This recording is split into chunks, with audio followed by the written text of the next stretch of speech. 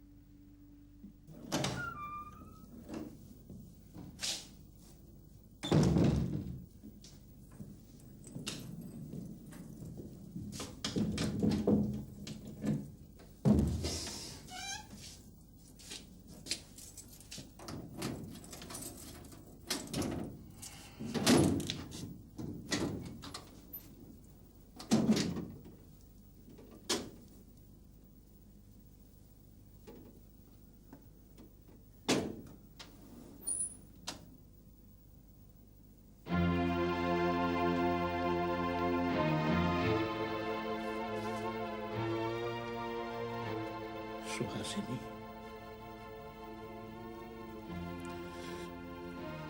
ये क्या हो रहा है मेरी जिंदगी में? पहले तुम मुझको छोड़कर चली गई, अब राधा जा रही है। मैं जानता हूं तुम यहां होती तो कहती लोग आते रहेंगे, लोग जाते रहेंगे, जीवन चलता रहेगा। हाँ, चलता रहेगा। मगर कैसे सुहासिनी? तुम्हारे जाने के 10 साल बाद राधा मेरी जिंदगी में आई। जानती हो वो 10 साल कैसे गुजरे थे? एक बार नरक से निकल आया, अब दूसरी बार जाने की हिम्मत नहीं। तू मुझे अपने पास क्यों नहीं बुलाती? क्यों नहीं?